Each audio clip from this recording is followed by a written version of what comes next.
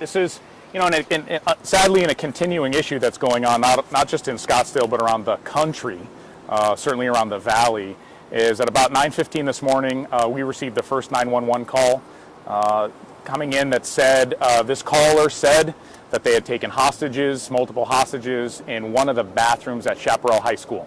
So obviously, all of these threats, even though you're seeing a lot of these happen nationally and around the valley. In fact, I will share with you, sadly, we had one yesterday at Sequoia Elementary School. And so we responded to that, to Chaparral High School.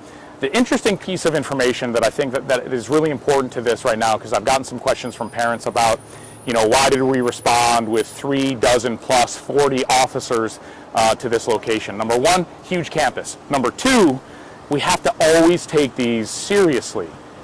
If it is an active shooter, if there are hostages being taken, we want to get here immediately. That's our training. Get into the school immediately and identify the threat and end that threat to the students. And so the tidbit of information that I think is really important, which you saw a massive police response here from the Scottsdale Police Department, is that we had the cell phone, the original cell phone that called in that threat or the hostage-taking incident.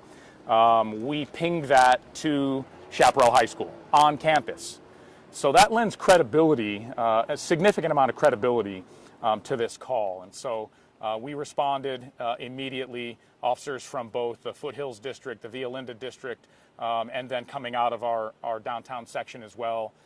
Some of our bike folks, detectives, all of it will start responding to this. You've got to take it seriously. You've got to throw everything you have at it initially, just in case it is real and you need to stop that threat immediately. I'll tell you that very quickly, we set up incident command at Chaparral High School. School resource officers, school resource sergeants, on-duty lieutenants, my patrol commander for the Via Linda District also responded. We set up incident command very quickly and started to do a very meticulous grid search of the entire school, hitting in particular those bathrooms near where that cell phone hit. And I will tell you now, more than an hour and 45 minutes after that original call, we've cleared the entire high school and found nothing. Found no suspect, found no hostages. To our knowledge right now, and I have Dr. Scott Menzel, the superintendent of Scottsdale Unified School Districts, here as well if there are questions for him. But we don't have anybody missing. We don't have a threat on campus. So that has concluded. I will continue to leave officers on scene here just in case as the day progresses, in case this was an early phone call or a precursor to something else happening. I think we need to discuss this, and I talked to some of you off air before we came on here, is that I think too many people, and I've seen a number of my peers around the country, chiefs and sheriffs, start a national dialogue in this conversation about what's going on literally daily, multiple times a day across the country. And I think it's too easy to dismiss this as young people or a TikTok challenge or somebody calling in who didn't want to take a test today.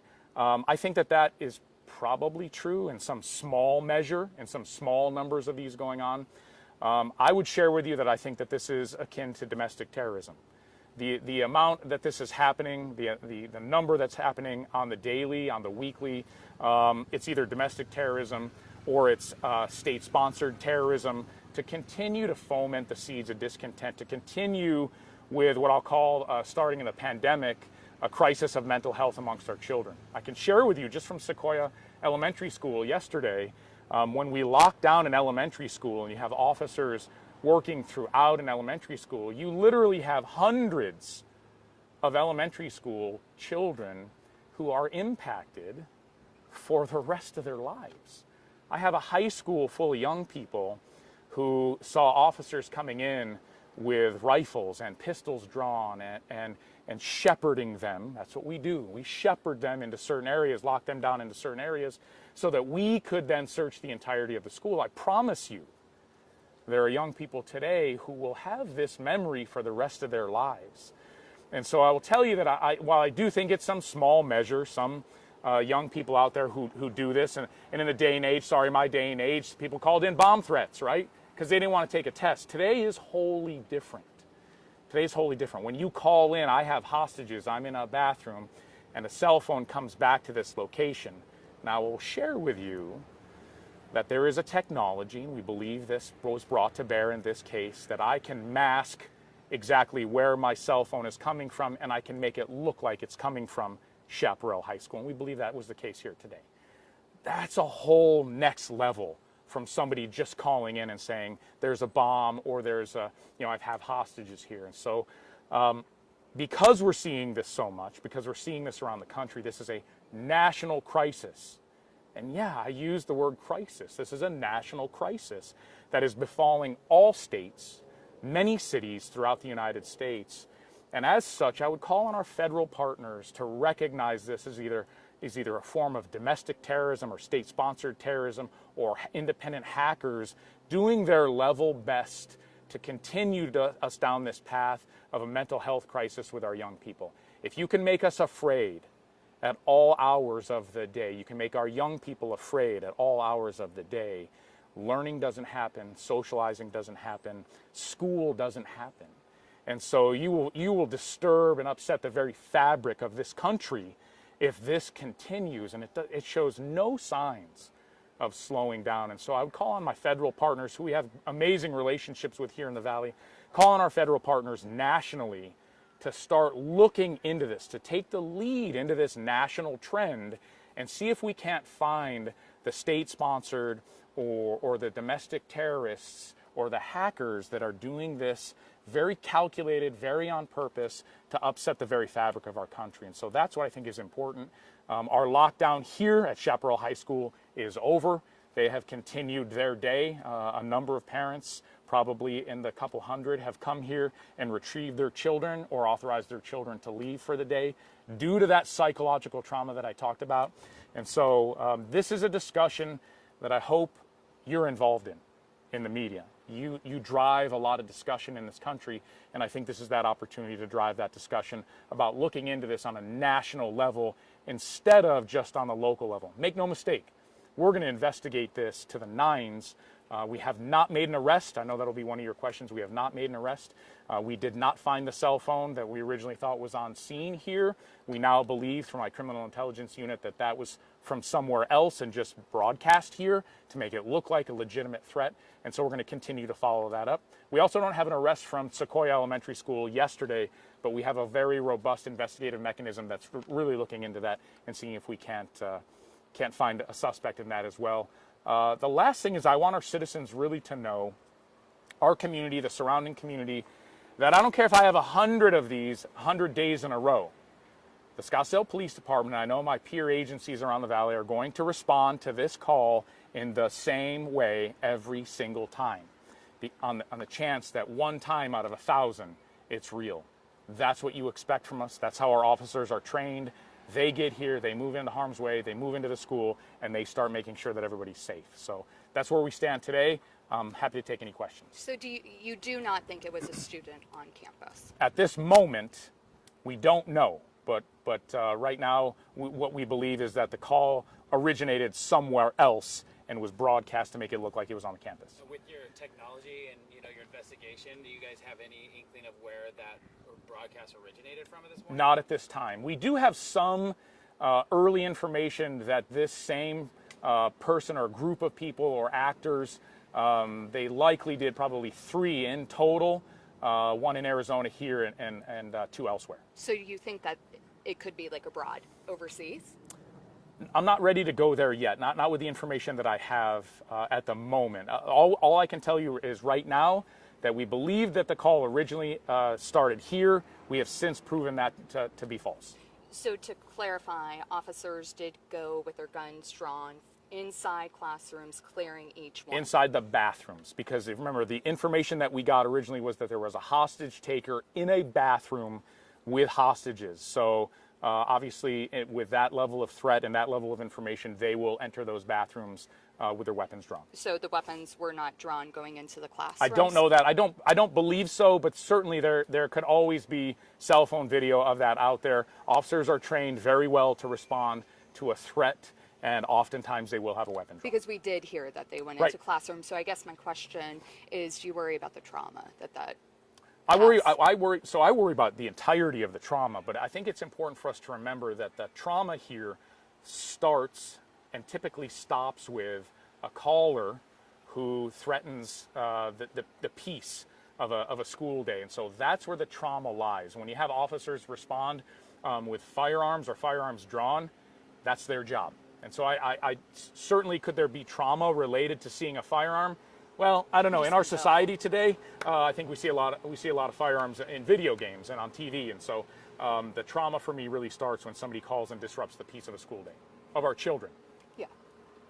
Talking with you said you want to engage federal partners in this, and theoretically, if you guys find somewhere, say, across the country, are your federal partners able to kind of go in and look to find that person, if that's where the investigation Yes, I'm is? looking for, since this appears to really be, an investigation or an issue that is happening, across state lines repeatedly around the country, I think that's the perfect environment for our federal partners to lend hand.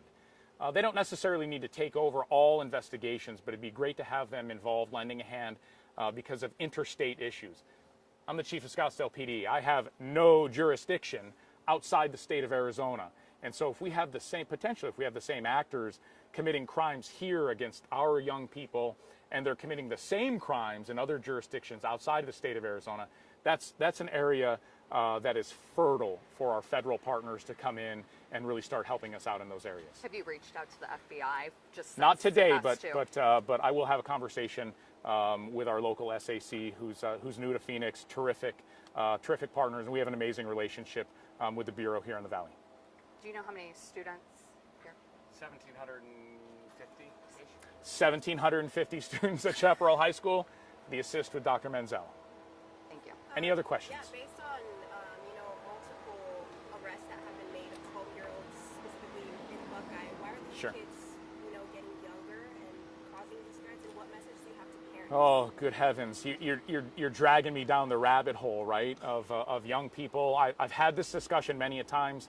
Whether it be on, I've been on Broomhead Show and talked about this, is that it's important for our parents to really be well immersed in the lives of our children, and that means what's on their phones, what they're doing, how their connectivity, what's their mental health like, and while many of our parents certainly are very connected to their young people, some aren't, and so I think that there's an opportunity for us to make sure that are our kids participating in the latest TikTok challenge, and if so, why?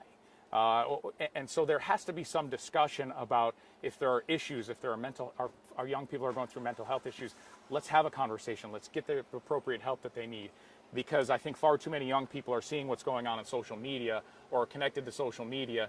And if you can't be famous, I'm going to be infamous.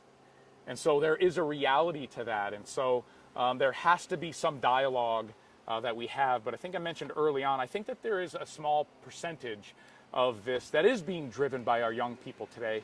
But I think there's something more sinister, something more nefarious going on here when you see the same numbers or the same people and they're hitting multiple states and multiple high schools, middle schools, or elementary schools. There's something a little bit more nefarious here.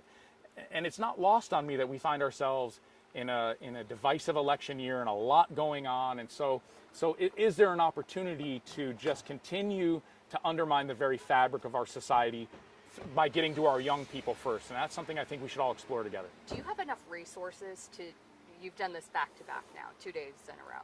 Yes, I have enough resources. We'll throw, every resource that we have at it. Fortunately, the city of Scottsdale is a large city, and the Scottsdale Police Department is very well funded. I have a lot of resources, and I'll throw everything, literally everything I have, at a school where we think that there's a potential active shooter or hostage taking, anything like. We will throw everything we had on. We had near 40 people, or right around 40 people, 40 Scottsdale PD uniformed officers on scene. Okay. Now I had more en route, and I had some in reserve. I had other districts. I had SWAT elements and all that ready to roll on the campus if we had other things. So yeah, I think we have plenty of resources to handle this. Just so parents and students take this seriously, what are those consequences? Both. Yeah, if this is a young person who did this, I shouldn't even say that. Let me back up. If we find anybody who did this, you're going to jail. You're going to be arrested. You're going to be charged with a number of different crimes, and you're likely going to pay some hefty fines and spend a little bit of time in jail. So that's our goal, is to get to as many of these as we can. We had an incident like this a couple of years ago where we found that the caller called from the UK. Like, okay, how are we going to get this? We found a way to use police authorities in the UK to make an arrest on that person who had called in a threat here. So our reach is long, the technology is great, and with the help of our federal partners, I think we can address a lot more of these. Thank you. In Florida, you know, they're trying to push the revealing the identity of a child, which we currently don't do. Right. Would we want to do that here? Oh, now you're getting into the realm of state statutes and politics, which, you know, I lovingly joke around that I'm often a politician with a badge, but absolutely. If you commit a crime of this magnitude, if you impact the school day and 1,750 students of varying ages, or at Sequoia Elementary School, the littles, you're going to impact them for the rest of your lives. Shame is a beautiful thing. And when you're arrested for that, when you're 12 or 15 years old, and your face is on the newspaper, sorry, I just totally showed my age, your face is on social media, you might think twice, or the next kid who is in a bad way, he or she might think twice about doing that again. I think that there's an opportunity for us to bring a little bit of greater understanding and humility to people who would otherwise do this and disturb the peace of a campus. Okay. Anything else? All right. Thank you, Chief. Appreciate you. Thanks.